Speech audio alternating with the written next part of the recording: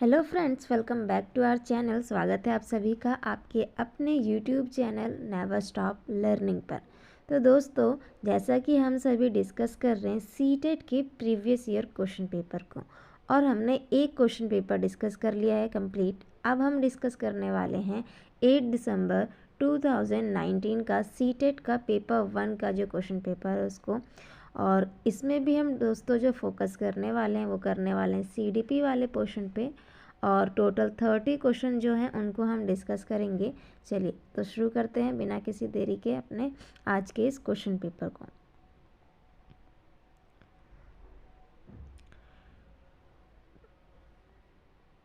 तो first question क्या कहता है इसका कि भाषा के अर्जन एवं विकास के लिए सर्वाधिक संवेदनशील अवधि कौन सी है। ऑप्शन है आपके सामने 4। ऑप्शन ए कहता है जन्म पूर्व अवधि, ऑप्शन बी कहता है प्रारंभिक बाल्यावस्था, ऑप्शन सी कहता है मध्य बाल्यावस्था, और ऑप्शन डी कहता है किशोरावस्था। तो 4 ऑप्शन है और क्वेश्चन है आपको बताना है कि कौन सा इसका करेक्ट आंसर हो जाएगा।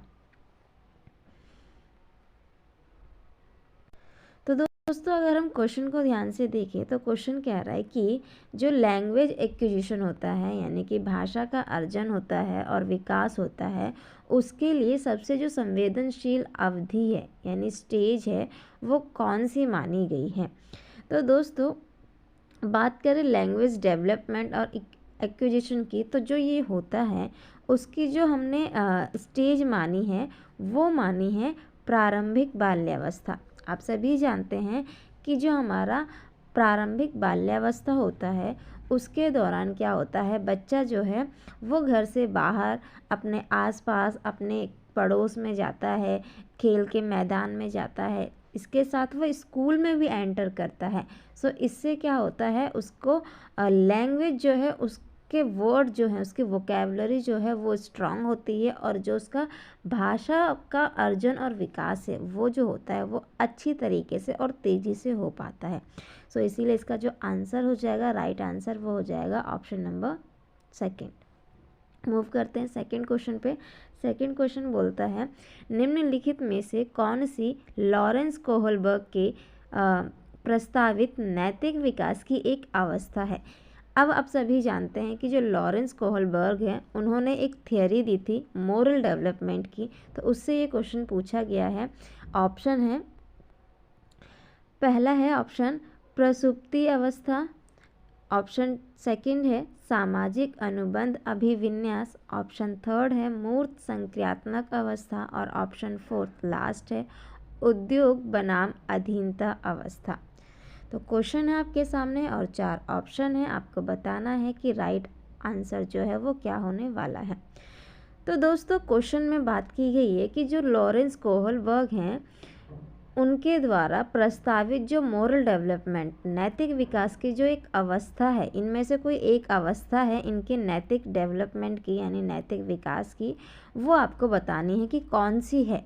तो बात करें लॉरेंस कोहलबर्ग की, तो इन्होंने दिया है मोरल डेवलपमेंट का सिद्धांत, यानी कि मोरल डेवलपमेंट की जो थियरी है उसको इन्होंने दिया है। और बेसिकली इन्होंने अपनी थियरी में जो बात की है वो की है 3 लेवल्स की।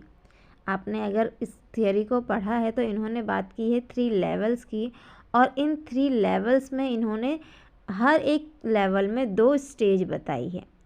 और इस तरीके से इनकी जो थियरी है उनमें टोटल 6 स्टेजेस जो हैं उसकी बात की गई है, किसकी, मोरल डेवलपमेंट की। और इनका ये कहना था दोस्तों कि जो प्रत्येक व्यक्ति है ना उनको इन 6 स्टेजेस से होकर गुजरना होता है। सो इनकी इस थियरी में इन्होंने जो 6 स्टेजेस दी है उनमें से इन यहाँ पे जो 4 ऑप्शन दिए हैं इनमें कौन सी एक स्टेज है जो आपको बताना है, जो कि किसकी है, लॉरेंस कोहलबर्ग के मोरल डेवलपमेंट की एक स्टेज है। तो दोस्तों, इस ऑप्शन को अगर हम देखें, इन ऑप्शंस को, तो इनमें पहला है प्रसुप्ति अवस्था, तो ऐसा तो कुछ कहा ही नहीं है इन्होंने, तो ये तो गलत हो जाएगा। सेकंड, सामाजिक अनुबंध अभिविन्यास। तो दोस्तों, अगर आपने इनकी थियरी पढ़ी है तो आपको पता होगा कि ये जो ऑप्शन है वो कोहलबर्ग की थ्योरी का एक क्या है, स्टेज है। सो यहाँ पे जो राइट ऑप्शन है वो हमारा ऑप्शन नंबर सेकंड हो जाएगा। और बात कर लें थर्ड की, तो ये तो प्याजे की है ना, मूर्त संक्रियात्मक वाली। और उद्योग बनाम अधीनता अवस्था, ये भी नहीं है कि इनकी स्टेज लॉरेंस कोहलबर्ग के नैतिक डेवलपमेंट की, मोरल डेवलपमेंट की। सो यहाँ पे जो राइट ऑप्शन हो जाएगा वो हो जाएगा ऑप्शन नंबर सेकंड। मूव करते हैं थर्ड क्वेश्चन पे। थर्ड क्वेश्चन हमारा यहाँ पे क्या कहता है, कक्षा में परिचर्चा के दौरान एक शिक्षक प्रायः लड़कियों की तुलना में लड़कों पर अधिक ध्यान देता है, यह किसका उदाहरण है? ऑप्शन है, ऑप्शन नंबर फर्स्ट क्या है, जेंडर पक्षपात, ऑप्शन सेकंड है जेंडर पहचान, ऑप्शन थर्ड है जेंडर संबद्धता और ऑप्शन फोर है जेंडर समरूपता। तो क्वेश्चन आपके सामने 4 ऑप्शन दिए हैं, आपको बताना है क्वेश्चन नंबर थर्ड का राइट आंसर क्या हो जाएगा। तो दोस्तों क्वेश्चन में बात की जा रही है, कक्षा में परिचर्चा के दौरान यानी डिस्कशन के दौरान एक टीचर जो है वो क्या करती है, प्रायः क्या करती है, हमेशा क्या करती है, लड़कियों की तुलना में लड़कों पर अधिक बल देती है, यानी कि लड़कियों को कम महत्व देती है लड़कों की तुलना में, यानी कि ज़्यादातर फोकस करती है, वो ध्यान देती है, किन पर देती है, लड़कों पर देती है अपने क्लासरूम में अगर वो कोई भी डिस्कशन करवाती है उस टाइम पर। ठीक है, तो ये जो टीचर करवा रही है ना, यानी ये जो टीचर कर रही है कि लड़कियों पर कम ध्यान दे रही हैं और लड़कों पर अधिक ध्यान दे रही हैं, ये किसका उदाहरण है, किसका एग्जाम्पल है? तो दोस्तों ये जो एग्जाम्पल है वो है जेंडर पक्षपात का, यानी कि जेंडर बायस का। जब भी हम लिंग के आधार पर क्या करते हैं, जेंडर के बेस पे क्या करते हैं, एक जेंडर को ज़्यादा महत्व देते हैं और दूसरे को कम महत्व देते हैं, या कहें कि एक को अधिक ध्यान देते हैं और दूसरे पर कम ध्यान दे रहे हैं, तो ये क्या है, पक्षपात को दिखा रहा है, बायसनेस को दिखा रहा है। सो इसका जो राइट ऑप्शन हो जाएगा ऑप्शन नंबर फर्स्ट हो जाएगा। और सेकंड को देखें तो सेकंड बोल रहा है जेंडर पहचान, तो यहाँ पर जेंडर पहचान की तो बात ही नहीं है, यहाँ तो पक्षपात किया जा रहा है ना। थर्ड देख लेते हैं, थर्ड बोलता है जेंडर संबद्धता, तो ये भी नहीं है। और जेंडर समरूपता तो बिल्कुल ही नहीं है, क्योंकि वो फोकस किस पे कर रही हैं, लड़कों पर कर रही हैं, लड़कियों की अपेक्षा, है ना, तुलना में। तो ये हो गया हमारा क्वेश्चन नंबर थर्ड का option number first right answer. चलिए मूव करते हैं फोर्थ क्वेश्चन पे। फोर्थ क्वेश्चन हमारा क्या कहता है,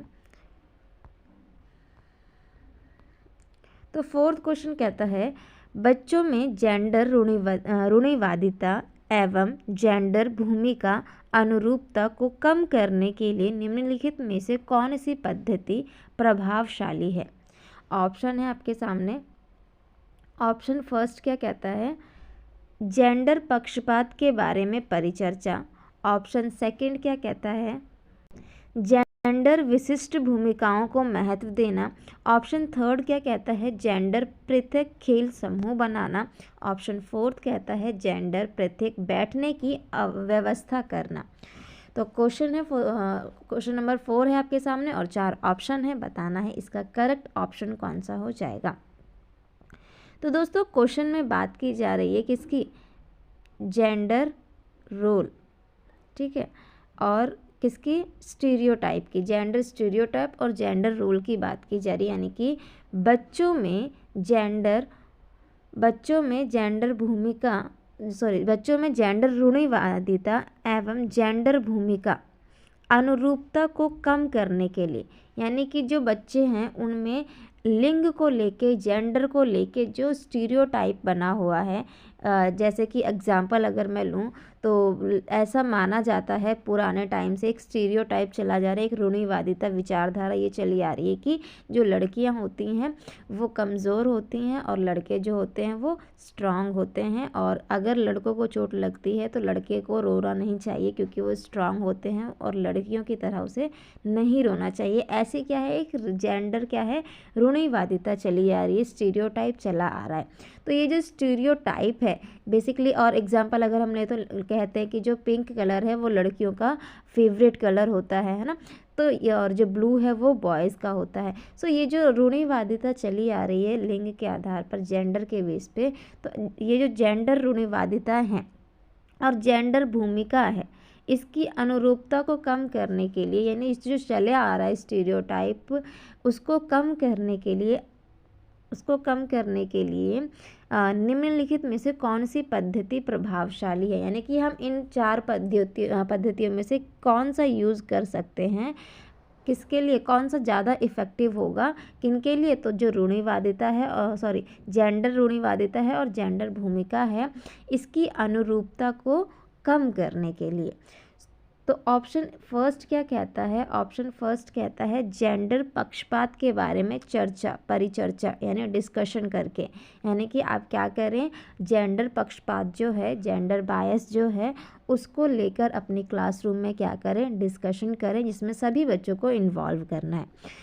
तो फर्स्ट जो है वो ठीक ठीक लग रहा है, लेकिन सेकंड ऑप्शन भी देख लेते हैं, जेंडर विशिष्ट भूमिकाओं को महत्व देना, यानी कि किसी एक स्पेसिफिक जो जेंडर है, फॉर एग्जांपल कोई मान लीजिए हम ले लेते हैं बॉय को, तो बॉयज़ की जो रोल हैं उनको अधिक महत्व देकर हम क्या कर सकते हैं, ये चीज़ कर सकते हैं। तो ये तो बायसनेस बढ़ाएगा ना, है ना, तो ये ऑप्शन गलत हो जाएगा। ऑप्शन थर्ड बोलता है जेंडर पृथक खेल समूह बनाना।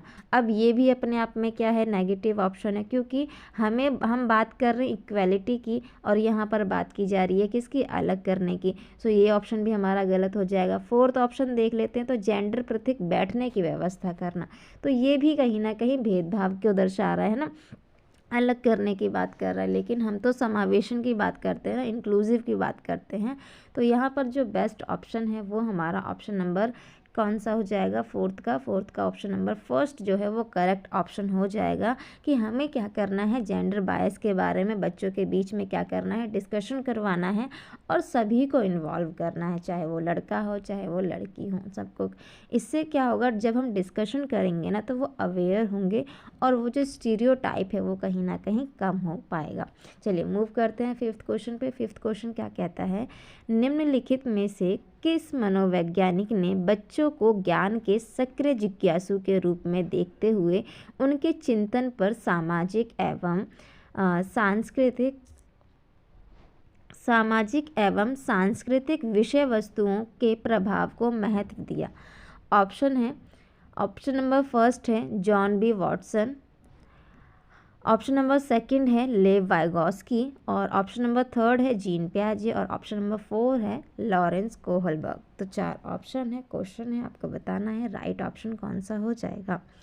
तो दोस्तों क्वेश्चन में जो बात की जा रही है वो की जा रही है कि इनमें से कौन सा, ये जो 4 ऑप्शन है इनमें से कौन से ऐसे साइकोलॉजिस्ट हैं, मनोवैज्ञानिक हैं, जिन्होंने बच्चों को ज्ञान के लिए सक्रिय जिज्ञासु के रूप में देखा है। यानी कि बच्चे जो हैं वो क्या करते हैं, नॉलेज को कंस्ट्रक्ट करने के लिए क्या होते हैं, एक्टिव होते हैं और बहुत ही क्यूरियस होते हैं।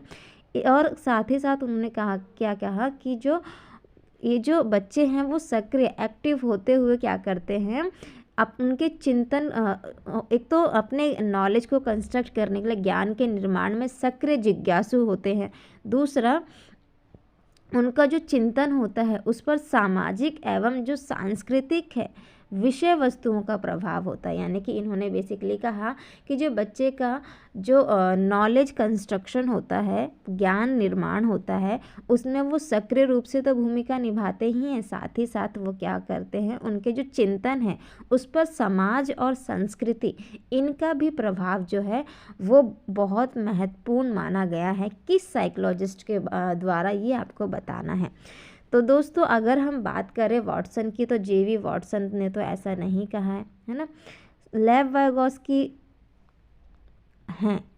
आपको लग रहा होगा कि लेव वाइगॉस्की हैं, लेकिन सी ऑप्शन देखें तो जीन पियाजे ने सोसाइटी और जो कल्चर है उसको इतना इम्पोर्टेंस नहीं दिया है। लॉरेंस कोहलबर्ग ने तो मोरल डेवलपमेंट की बात की है ना। तो जो बेस्ट ऑप्शन हो जाएगा वो हो जाएगा हमारा क्वेश्चन नंबर 5 का सेकंड, वो लेव वाइगॉस्की ही हैं, जिन्होंने बताया कि जो बच्चे हैं वो अपने ज्ञान के निर्माण में एक तो एक्टिव रोल प्ले करते हैं और उनकी जो थिंकिंग है, उनके जो चिंतन है, उस पर सोसाइटी और जो हमारा कल्चर है उसका बहुत महत्व या बहुत बड़ा प्रभाव जो है वो होता है। तो ऑप्शन नंबर सेकंड जो है वो इसका क्या हो जाएगा, राइट आंसर हो जाएगा। चलिए मूव करते हैं 6th क्वेश्चन पर। 6th क्वेश्चन क्या कहता है, तो हमारे सामने 6th क्वेश्चन है। 6th क्वेश्चन कहता है जिगसॉ पहेली को करते समय 5 वर्ष की नज़्मा स्वयं से कहती है, क्या कहती है? नीला टुकड़ा कहाँ है? नहीं, यह वाला नहीं, गाढ़े रंग वाला, जिसे यह जूता पूरा बन जाएगा। इस प्रकार की ये जो वार्ता है उसको वाइगॉस्की किस तरह संबोधित करते हैं? ऑप्शन है आपके सामने। ऑप्शन ए बोलता है, फर्स्ट बोलता है व्यक्तिगत वार्ता। ऑप्शन सेकंड बोलता है जोर से बोलना। ऑप्शन थर्ड बोलता है पाड़ या ढांचा। और ऑप्शन नंबर फोर्थ बोलता है आत्म केंद्रित वार्ता। तो आपके सामने 4 ऑप्शन है, क्वेश्चन है, आपको बताना है कि राइट ऑप्शन कौन सा हो जाएगा। तो दोस्तों क्वेश्चन में जो बात की जा रही है वो की जा रही है लेव वाइगॉस्की के बारे में, और एक बताया जा रहा है कि एक जिगसॉ पहेली करते समय एक 5 वर्ष की क्या है नज़्मा है, वो खुद से बातें कर रही है। क्या बोलती है कि नीला टुकड़ा कहाँ है? नहीं, यह वाला नहीं, गाढ़े रंग वाला, जिससे यह जूता पूरा बन जाएगा। तो ये जो इस तरीके की जो बात नज़्मा खुद से कर रही है, इस तरीके की बात को, इस तरीके की वार्ता को वाइगॉस्की ने किस तरह संबोधित किया है वो आपको बताना है। तो दोस्तों अगर आपने इनकी थियोरी को पढ़ा है तो उसमें आपने इस बात को देखा होगा कि इन्होंने इसको क्या कहा है, व्यक्तिगत वार्ता कहा है। तो इसका जो राइट ऑप्शन हो जाएगा वो हो जाएगा फर्स्ट ऑप्शन। ठीक है, तो चलिए मूव करते हैं 7th क्वेश्चन पर। 7th क्वेश्चन क्या कहता है? 7th क्वेश्चन कहता है बच्चों को संकेत देना, आवश्यकता पड़ने पर सहयोग प्रदान करना निम्नलिखित में से किसका उदाहरण है? ऑप्शन है आपके सामने प्रबलन, ऑप्शन बी सेकंड बोलता है अनुबंधन, ऑप्शन थर्ड बोलता है मॉडलिंग, और ऑप्शन 4 बोलता है पाड़, और ब्रैकेट में है ढांचा। तो क्वेश्चन है आपके सामने और 4 ऑप्शन है, आपको बताना है राइट ऑप्शन कौन सा हो जाएगा। तो दोस्तों बात करें इस क्वेश्चन की, तो क्वेश्चन में कहा जा रहा है कि जो बच्चे हैं उनको संकेत देना और आवश्यकता पड़ने पर हेल्प करना किसका उदाहरण है? तो ये बेसिकली जो क्वेश्चन पूछा गया है वो पूछा गया है किसकी? वाइगॉस्की की थ्योरी से। और इनकी थ्योरी आपने पढ़ी है तो एक टॉपिक तो आपने पढ़ा ही होगा, वो कौन सा है? स्कैफोल्डिंग वाला, पाड़ वाला टॉपिक आपने पढ़ा होगा। इन्होंने क्या कहा दोस्तों कि जो बच्चे होते हैं ना, बच्चे जो होते हैं वो उनकी जो क्षमता होती है, उस क्षमता तक उन्हें पहुंचाने के लिए क्या हेल्प चाहिए होती है। और वो जो हेल्प चाहिए होती है वो एक टेम्पररी हेल्प चाहिए होती है, यानी कि बच्चा अभी जहाँ पर है, जहाँ पर वो एग्जिस्ट कर रहा है, उस जगह से उसको अपने गोल तक पहुँचने के लिए, या कहें कि वो जो चीज़ कर सकता है वहाँ तक पहुँचने के लिए उसको बीच में जो खाई है ना, इस खाई को कम करने के लिए टेम्पररी हेल्प की ज़रूरत होती है। और ये जो टेम्पररी हेल्प होती है इसको इन्होंने कहा है क्या? स्कैफोल्डिंग, यानी कि पाड़ कहा है, जिसके द्वारा क्या कर पाता है, वो जो चीज़ कर सकता है ना उसको क्या कर पाता है? अचीव कर पाता है। यानी कि बच्चा जो है वो टेम्पररी हेल्प के थ्रू क्या कर पाता है? अपने गोल को अचीव कर पाता है। तो इसको इन्होंने क्या कहा? टेम्पररी हेल्प कहा, कि टेम्पररी हेल्प होती है जिससे वो अपने गोल को अचीव कर पाता है, यानी कि जो चीज़ वो कर सकता था उसको वहाँ तक पहुँचा दिया जाता है इस हेल्प के द्वारा, संकेत के द्वारा। ठीक है, तो इसको इन्होंने कहा है स्कैफोल्डिंग, यानी कि पाड़। तो इसका जो राइट ऑप्शन हो जाएगा वो हो जाएगा ऑप्शन नंबर 4th। चलिए मूव करते हैं 8th क्वेश्चन पर। क्वेश्चन नंबर 8 क्या कहता है? निम्नलिखित व्यवहारों में से कौन सा जीन पियाजे द्वारा प्रस्तावित मूर्त संक्रियात्मक अवस्था को विशेषित करता है? तो 4 ऑप्शन है। पहला है परिकल्पित निगमनात्मक तर्क और साध्यात्मक विचार। सेकंड है संरक्षण कक्षा समावेशन। थर्ड है अस्थगित अनुकरण और पदार्थ स्थायित्व। और ऑप्शन 4th है प्रतीकात्मक खेल, विचारों की अनुत्क्रमणीयता। तो क्वेश्चन है आपके सामने, 4 ऑप्शन है, आपको बताना है कि इनमें से कौन सा करेक्ट ऑप्शन हो जाएगा। तो क्वेश्चन नंबर 8 को अगर हम देखें तो दोस्तों इसमें बात की जा रही है कि नीचे कुछ व्यवहार दिए हैं, उन व्यवहारों में से कौन जीन पियाजे के द्वारा प्रस्तावित मूर्त संक्रियात्मक, यानी कि कॉन्क्रीट ऑपरेशनल जो स्टेज है उसकी विशेषता जो है उसको दर्शाता है, आपको ये बताना है। यानी बेसिकली जो बात की गई है वो की गई है कॉन्क्रीट ऑपरेशनल स्टेज की मूर्त संक्रियात्मक अवस्था की, उसकी विशेषता कौन सी है। तो दोस्तों कॉन्क्रीट जो स्टेज है यानी कॉन्क्रीट ऑपरेशनल स्टेज जो है उसकी स्टेज का टाइम पीरियड अगर हम देखें तो इसका जो टाइम पीरियड होता है वो 7 से 11 का होता है, 7 to 11 का होता है ना। और इसकी विशेषता अगर हम देख लें तो पहला कहता है परिकल्पित निगमनात्मक तर्क, लेकिन ये तो नहीं आता है ना, क्योंकि ये जो परिकल्पित यानी हाइपोथेसिस और इंडक्टिव जो रीजनिंग होती है वो तो हमारी किस में डेवलप होती है, फॉर्मल ऑपरेशनल यानी औपचारिक जो अवस्था है उसमें होती है, तो ये तो नहीं होगा। सेकंड बोलता है संरक्षण कक्षा समावेश, तो कंजर्वेशन जो है वो बच्चों में आ जाता है ना। और थर्ड को भी देख लेते हैं हम, आस्थगित अनुकरण पदार्थ स्थायित्व, ये बात कर रहा है कि जो अनुकरण है वो अस्थगित होता है और जो स्थायित्व है यानी कि जो ऑब्जेक्ट परमानेंस है वो आ जाता है। लेकिन ऑब्जेक्ट परमानेंस की तो बात हम करते हैं कि वो तो हमारा किस में आ जाता है, सेंसरी मोटर के लास्ट पीरियड में ही आ जाता है ना, तो ये तो इसकी विशेषता है नहीं, ये भी गलत हो जाएगा हमारा। बचा फोर्थ प्रतीकात्मक खेल विचारों की अनुत्क्रमणीयता, तो ये जो बात की जा रही है वो हमारी बात करी जा रही है सेकेंड स्टेज की यानी कि प्री ऑपरेशनल स्टेज की, तो ये भी नहीं हो जाएगा। तो जो बचा वो हमारा बचा सेकेंड, तो यहाँ का जो राइट ऑप्शन हो जाएगा एट्थ का वो हो जाएगा कि बच्चों में क्या आ जाता है, कंजर्वेशन का गुण आ जाता है। तो ये हो गया हमारा एट्थ का क्वेश्चन नंबर 8 का right answer option number second. चलिए मूव करते हैं नेक्स्ट क्वेश्चन पे। नेक्स्ट क्वेश्चन नाइन्थ क्वेश्चन है। नाइन्थ क्वेश्चन क्या कहता है, बच्चों के संज्ञानात्मक विकास के संदर्भ में निम्नलिखित में से कौन सी प्याजे की संरचना है, यानी जो बच्चे का कॉग्निटिव डेवलपमेंट होता है उसके कॉन्टेक्स्ट में बात की जा रही है कि कौन सी प्याजे की संरचना है। पहला है ऑप्शन स्कीमा, सेकंड है अवलोकन अधिगम, थर्ड है अनुबंधन और फोर्थ है प्रबलन। आपको बताना है कौन सा क्वेश्चन नंबर 9 का करेक्ट आंसर हो जाएगा। तो दोस्तों बात करें प्याजे की, तो इन्होंने जो बात की है वो की है कॉग्निटिव डेवलपमेंट की, और जिसमें इन्होंने बेसिकली अगर हम नीचे के ऑप्शंस देखें तो जो बात की है इन्होंने वो की है किसकी, और बात की जा रही है संरचना की, है ना, कॉग्निटिव संरचना की, तो वो हमारा आ जाएगा स्कीमा। और ये क्वेश्चन नोट कीजिएगा, इंपॉर्टेंट है क्योंकि ये क्वेश्चन एग्जाम में बार बार पूछा जाता है स्कीमा का क्वेश्चन, सो इसको नोट करके रखिएगा। तो इसका जो राइट ऑप्शन हो जाएगा वो ऑप्शन नंबर ए हो जाएगा। किसकी जो संज्ञानात्मक विकास का सिद्धांत है किसका, प्याजे का, उसमें इन्होंने जो संज्ञानात्मक संरचना है उसको नाम दिया है स्कीमा। ठीक है, चलिए मूव करते हैं 10th क्वेश्चन पर। 10th क्वेश्चन क्या कहता है, आकलन का प्राथमिक उद्देश्य क्या होना चाहिए, यानी जो इवैल्यूएशन होता है उसका, सॉरी असेसमेंट की बात की जा रही है यहाँ पे, असेसमेंट का जो प्राथमिक उद्देश्य है, प्राइमरी जो ऑब्जेक्टिव होता है वो क्या होना चाहिए। नीचे आपके सामने ऑप्शन है, 4 ऑप्शन। पहला है विद्यार्थियों के लिए श्रेणी निश्चित करना, हम क्या करें, बच्चे की श्रेणी निश्चित करने इसलिए ये करते हैं। सेकंड बोलता है संबंधित अवधारणाओं के बारे में बच्चों की स्पष्टता तथा भ्रांतियों को समझना। ऑप्शन सी कहता है विद्यार्थियों के प्राप्तांकों के आधार पर नामांकित करना।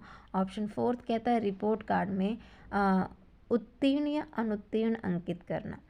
तो यहाँ पे क्वेश्चन है 10th और 4 ऑप्शन दिए हैं, बताइए कौन सा इसका करेक्ट ऑप्शन हो जाएगा।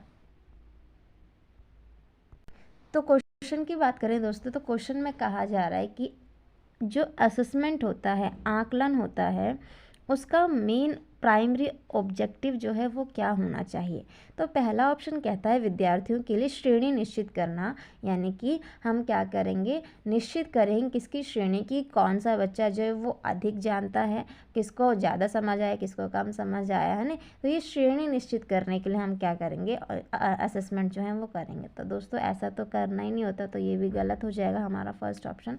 चलिए सेकंड बोलता है संबंधित अवधारणाओं के बारे में बच्चों की स्पष्टता तथा भ्रांतियों को समझना, तो ये इसका करेक्ट ऑप्शन लग रहा है। लेकिन हम देख लेते हैं थर्ड को भी।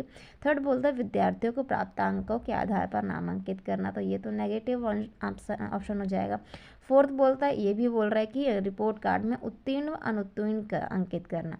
प्राइमरी ऑब्जेक्टिव तो ये नहीं होता असेसमेंट का कि हम उसको क्या करें, पास या फेल जो है वो दर्शाने के लिए क्या करेंगे, असेसमेंट करेंगे, है ना। सो इसीलिए यहाँ पे बेस्ट ऑप्शन जो है क्वेश्चन नंबर 10 का वो है सेकंड, बोलता है संबंधित अवधारणा, यानी कि जो भी आपने कॉन्सेप्ट बताया है बच्चों को, उस कॉन्सेप्ट वो जो कॉन्सेप्ट है वो बच्चों को कितना अच्छे से समझ आया, यानी कि क्या उसको समझ आया है, तथा उनकी जो भ्रांतियां हैं, यानी कि जो उन्हें चीज़ें समझ नहीं आई है, जो कन्फ्यूजन्स हैं, उनको हमें क्या करना है, पता लगाना है। किसके द्वारा? असेसमेंट के द्वारा।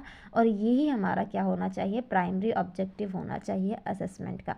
सो क्वेश्चन नंबर 10 का जो करेक्ट ऑप्शन होने वाला है वो हो जाएगा हमारा क्वेश्चन नंबर 10 का second option is the right answer. चलिए मूव करते हैं 11th क्वेश्चन पे। 11th क्वेश्चन क्या कहता है, निम्नलिखित कथनों में से कौन सा बुद्धि के बारे में सही है? ऑप्शन ए फर्स्ट बोलता है बुद्धि एक निश्चित योग्यता है जो जन्म के समय ही निर्धारित होती है। ऑप्शन बी कहता है बुद्धि को मानकीकृत परीक्षणों के प्रयोग से सटीक रूप से मापा एवं निर्धारित किया जा सकता है। ऑप्शन थर्ड बोलता है बुद्धि एक एकात्मक कारक एवं तथा एक एकांकी विशेषक है। जबकि ऑप्शन फोर्थ कहता है बुद्धि बहुआयामी है तथा जटिल योग्यताओं का एक समूह है। तो यहाँ पे 4 ऑप्शन है और क्वेश्चन है आपके सामने 11। बताइए कौन सा इसका करेक्ट ऑप्शन हो जाएगा।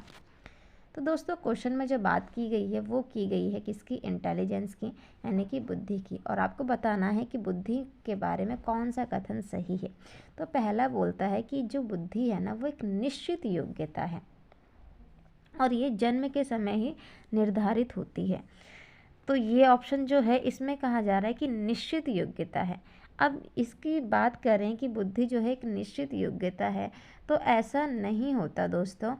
लेकिन यहाँ पे कहा जा रहा है ना कि ये जो जन्म से निर्धारित होती है, हम कह रहे हैं कि बुद्धि जो होती है ना वो निश्चित योग्यता है और जन्म से निर्धारित होती है। लेकिन दोस्तों बात की जाए ना इंटेलिजेंस की, तो ये निश्चित नहीं होती और इसका निर्धारण जो है वो जन्म से भी नहीं होता। तो ये ऑप्शन भी गलत है। हम कहते हैं कि जो बुद्धि होती है ना वो जन्मजात होती है बच्चे में, ये पॉइंट होता है, ना कि ये कह देंगे कि ये निश्चित होती है, निश्चित योग्यता होती है ना। क्योंकि हम इसमें जैसे जैसे हमारा डेवलपमेंट होता है उसमें हमारा जो होता है वो विकास जो है, बुद्धि का विकास जो है वो होता रहता है ना। सो ये जो है गलत हो जाएगा। ऑप्शन सेकंड देख लेते हैं कि बुद्धि को मानकीकृत परीक्षणों के प्रयोग से सटीक रूप से मापा एवं निर्धारित किया जा सकता है। अब बुद्धि को ना हम मानकीकृत स्टैंडर्ड टेस्टों के थ्रू सटीक रूप से मापा या निर्धारित किया, ऐसा तो नहीं किया सकता है ना कि हम एक सटीक नहीं नाप सकते। तो ये भी जो है वो भी गलत हो जाएगा। थर्ड बोलता है बुद्धि एक एकात्मक कारक एवं एकांकी विशेषता है। ये जो है एकात्मक कारक को अगर हम देखें ना तो अलग अलग साइकोलॉजिस्ट ने अपनी थियोरी के माध्यम से इसको गलत ठहराया है। और स्पेशली हम बात करें गार्डनर की तो उन्होंने कहा है कि बुद्धि जो होती है वो क्या होती है, बहुआयामी होती है। तो इस तरीके से ये जो ऑप्शन है वो गलत हो जाता है क्योंकि ये एकात्मक कारक जो है वो तो नहीं है ना। फोर्थ देख लेते हैं कि बुद्धि बहुआयामी है तथा जटिल योग्यताओं का एक समूह है। तो ये इसका करेक्ट ऑप्शन हो जाएगा कि बुद्धि जो होती है वो बहुआयामी होती है, उसमें एक एस्पेक्ट ना होकर बहुत सारे एस्पेक्ट इन्वॉल्व होते हैं और क्या होती है, जटिल योग्यताओं का एक समूह होता है। तो जो क्वेश्चन नंबर 11 है इसका जो राइट ऑप्शन है वो हो जाएगा हमारा ऑप्शन नंबर 4। चलिए मूव करते हैं 12th क्वेश्चन पर। 12th क्वेश्चन बोलता है कि रूही हमेशा समस्या के एक अधिक समाधानों के बारे में सोचती है, यानी एक से ज़्यादा सॉल्यूशन जो है वो उसके बारे में सोचती है। इनमें से काफ़ी समाधान मौलिक होते हैं, यानी कि ओरिजिनल होते हैं, रियल होते हैं। और रूही किन गुणों को प्रदर्शित कर रही है, यानी कि रूही जो है एक बच्ची है वो क्या करती है, वो एक प्रॉब्लम के बहुत सारे सॉल्यूशन जो है वो सोचती है और वो जो सॉल्यूशंस होते हैं वो अपने आप में रियल होते हैं, मौलिक होते हैं। तो बताना है आपको कि रूही किन गुणों को दर्शा रही है, प्रदर्शन कर रही है। ऑप्शन ए बोलता है सृजनात्मक विचार, ऑप्शन बी बोलता है सेकंड बोलता है अभिसारी विचारक और ऑप्शन थर्ड बोलता है अनम्य विचारक, ऑप्शन 4 बोलता है आत्म केंद्रित विचारक। तो आपके सामने 4 ऑप्शन है और क्वेश्चन है आपको इसका सही आंसर क्या होगा वो बताना है। तो दोस्तों क्वेश्चन में बात की जा रही है किसकी, एक बच्ची की, रूही की, जो कि क्या कर रही है, किसी एक प्रॉब्लम के बहुत सारे सॉल्यूशन, एक से ज़्यादा सॉल्यूशन जो उसके बारे में सोच रही है। और जो सॉल्यूशन होते हैं ना उनमें से काफ़ी सॉल्यूशन जो होते हैं वो क्या होते हैं, रियल होते हैं, मौलिक होते हैं। तो ये जो गुण गुण का प्रदर्शन कर रही है, ये आपको बताना है। तो ऑप्शन ए बोलता है ये क्या है, सृजनात्मक विचारक है, यानी कि क्रिएटिव थिंकिंग जो है उसको दिखा रही है। ऑप्शन बात तो सही कह रहा है, लेकिन सेकंड भी देखें तो सेकंड बोलता है अभिसारी विचारक।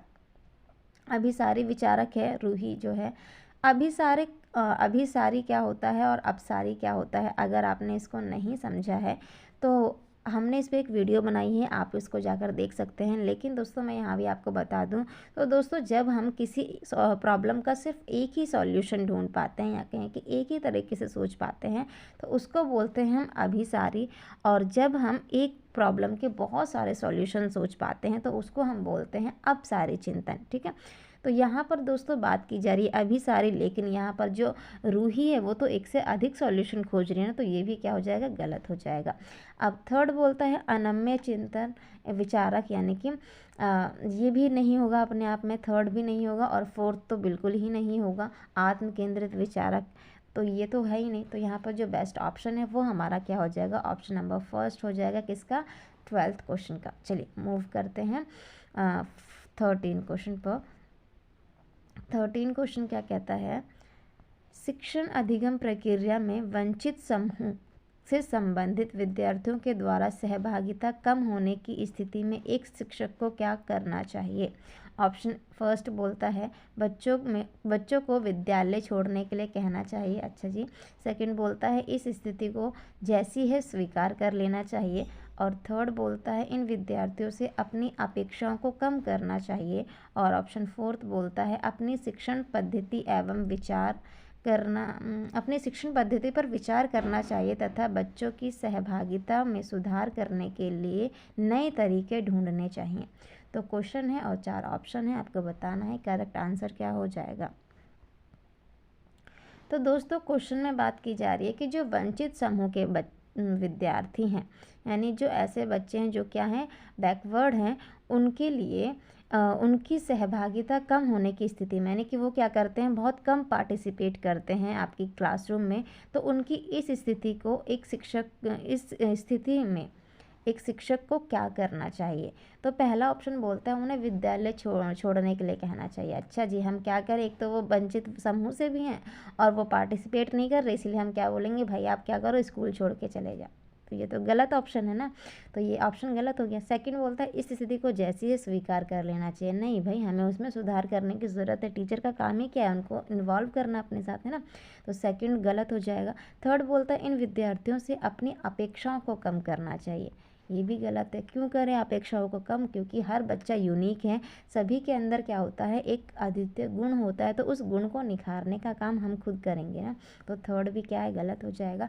और फोर्थ हम देख लेते हैं, तो अपनी शिक्षण पद्धति पर विचार करना चाहिए तथा बच्चों की सहभागिता में सुधार करने के लिए नए तरीके ढूंढने चाहिए। एकदम बेस्ट ऑप्शन है दोस्तों फोर्थ, कि हमें उस बच्चे की कमी को नहीं देखना है कि वो उसे हमें विद्यालय छोड़ के जाने को कहना है, बल्कि हमें क्या करना है, हम जिस तरीके से पढ़ा रहे हैं ना, जिस पद्धति का यूज़ कर रहे हैं, उस पद्धति पे हमें सोचना है क्या वो बच्चे जो हैं उसकी नीड को मेरी जो टीचिंग लर्निंग जो टेक्निक है, जो मेथड है, वो फुलफ़िल कर पा रही है, या और अगर वो नहीं कर पा रही उनकी नीड को, उनकी आवश्यकता को, तो मुझे क्या करना है, उसमें क्या करना है, उस पर विचार करना है और उसमें परिवर्तन करके एक ऐसे ऐसे तरीके ढूंढने हैं सुधार के माध्यम से जो कि उसकी आवश्यकता को पूरा कर पाए, और फिर उसको क्या करे, वो जो बच्चा है जो कि वंचित समूह से, वो क्या कर सके, उसमें पार्टिसिपेट कर सके, किसमें, हमारी जो टीचिंग लर्निंग प्रोसेस है। ठीक है, तो ये हमें क्या करने हैं, नए नए तरीके ढूंढने हैं, किसमें, अपनी जो शिक्षण पद्धति है उसमें सुधार करके, ताकि वो क्या कर सके, सहभागिता जो है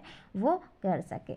सो यहाँ पे जो 13 का राइट ऑप्शन हो जाएगा, ऑप्शन नंबर फोर्थ हो जाएगा। चलिए मूव करते हैं, फोर्थ इसका करेक्ट ऑप्शन है। 14th क्वेश्चन पे। 14th क्वेश्चन क्या कहता है, एक समावेशी कक्षा में एक शिक्षक को विशिष्ट शैक्षिक योजनाओं को, ऑप्शन है, ऑप्शन ए फर्स्ट बोलता है तैयार नहीं करना चाहिए, ऑप्शन सेकंड बोलता है कभी कभी तैयार करना चाहिए, ऑप्शन थर्ड बोलता है सक्रिय रूप से तैयार करना चाहिए, और ऑप्शन 4 बोलता है तैयार करने के लिए हतोत्साहित होना चाहिए। तो क्वेश्चन है और 4 ऑप्शन है, आपको बताना है सही कौन सा हो जाएगा। तो दोस्तों क्वेश्चन नंबर 14 में कही जा रही है बात की, एक इंक्लूसिव क्लासरूम है, समावेशी क्लासरूम है, कक्षा है, और उसमें क्या है, एक शिक्षक को विशिष्ट शैक्षिक योजना यानी कि एक प्लानिंग जो की जाती है, स्पेसिफिक जो प्लानिंग की जाती है, टीचिंग प्लानिंग की जाती है, उसको तैयार उसके बारे में बात की गई है 4 ऑप्शन में। तो पहला ऑप्शन कहता है कि उसे जो प्लानिंग है ना वो तैयार नहीं करनी चाहिए। ये तो गलत है ना भाई।